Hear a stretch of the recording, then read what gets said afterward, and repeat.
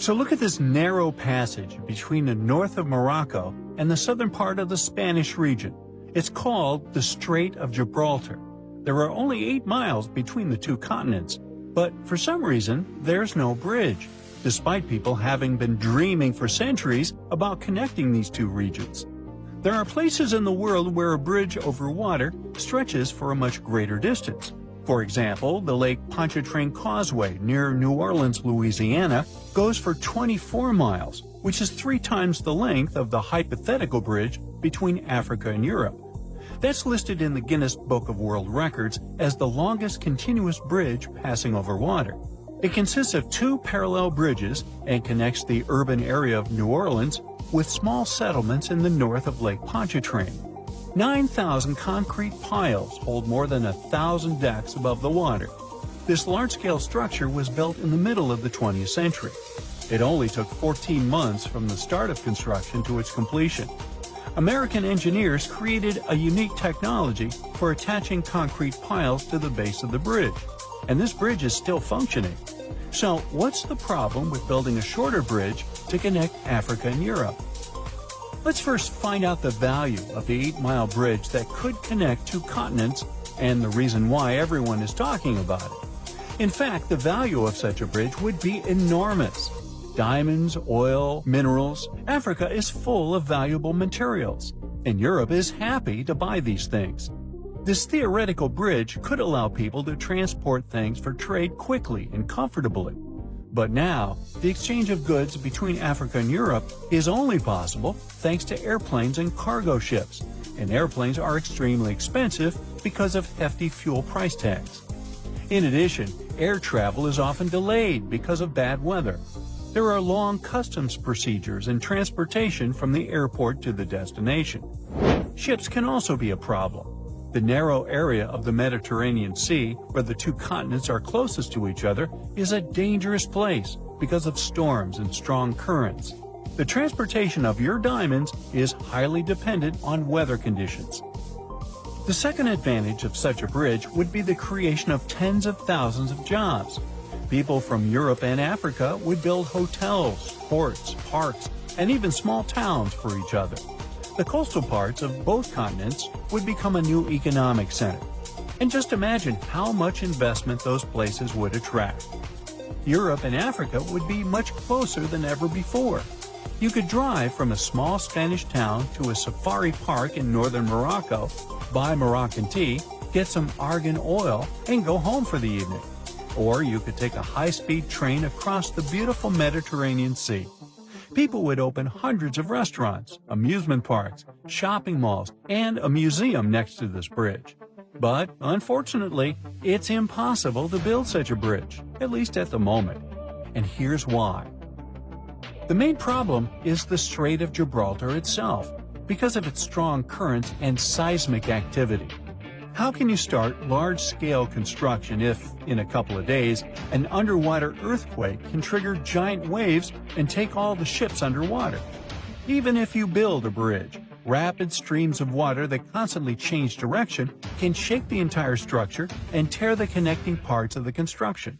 The bridge over the Strait of Gibraltar must have a strong, sturdy system that will withstand seismic activity. Huge resources are required to create such a complex structure. Despite the dangerous passage between the 2 continents, it remains one of the busiest points in the world. It's the only place on the planet connecting the Mediterranean Sea and the Atlantic Ocean. About 300 ships pass through this area every day. Not only merchant ships, but also fishing vessels and tourist boats. There are not so many places in the world where you can watch whales coming out of the water. Not only people, but also marine creatures often visit this passage because of the peculiarities of the sea currents. But we'll talk about that later. Another problem is the depth of the strait. In simple words, any bridge over the water is built on long metal piles. Builders and engineers stick piles into the seabed and use them as a holding base for the whole construction. But installing such piles firmly enough is a difficult task because of the uneven seabed. The seabed has a unique geological landscape, irregularities, and different densities of the Earth's rock. There are also reefs, rocks, and pits. Any seabed requires extensive geological studies before piles are installed. However, the bottom of the Strait of Gibraltar is especially difficult because of its depth, almost 3,000 feet. It's one of the deepest straits in the whole world. Just imagine, you'll need the height of 10 Statues of Liberty to reach the surface of the water from the bottom of the strait. What kind of pile should be used there to hold the entire bridge? Most likely, one pile will have to consist of several parts connected into one large metal rod. And don't forget about seismic activity. Let's say you've installed perfectly strong piles, but the next day an earthquake occurs and destroys the entire structure. And a strong current is carrying fortifications all over the Mediterranean Sea. The next problem is probably the most important one, because it concerns marine life. The Strait of Gibraltar has a high salt content. This natural element makes water heavier and makes it descend to the bottom of the deep Mediterranean basin. Then, this salt water pushes up cold water from the seabed into the Atlantic Ocean. These changes in water density, as well as fast currents, create sea vortices and turbulence. It's like a raging cauldron of cold water that raises a lot of nutrients to the surface. The hollows and hills of the Strait of Gibraltar are filled with different substances and sunlight, and this creates ideal conditions for the formation of phytoplankton. Whales, dolphins, and other marine creatures adore this delicacy. That's why you can see about 7 species of whales and dolphins in this place. What might happen to phytoplankton after the start of global construction? Carbon dioxide, crushed rock, tons of dust and ashes, falling building materials. All of this could significantly pollute the environment. Without phytoplankton, many fish would go extinct. Without fish, thousands of fishers wouldn't be able to get food and earn money. But even if the bridge was built, cars and trains would continue to pollute the air and water. This disruption of the delicate balance in this narrow strait can lead to larger-scale environmental disasters. Dolphins and whales may leave to look for food elsewhere, and thus take resources from other marine inhabitants. Like falling dominoes, one problem can follow another. And all this because of one bridge. In 2007, the Spanish Ministry of Environmental Protection introduced speed limits for all ships sailing through the strait in order to not disrupt the delicate balance of nature.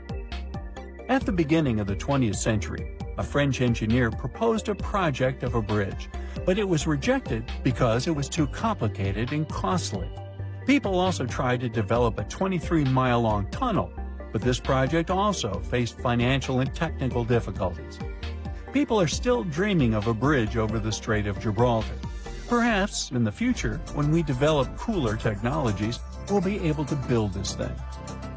Oh, by the way, there hasn't always been water between these two regions. In the distant past, the two continents were connected.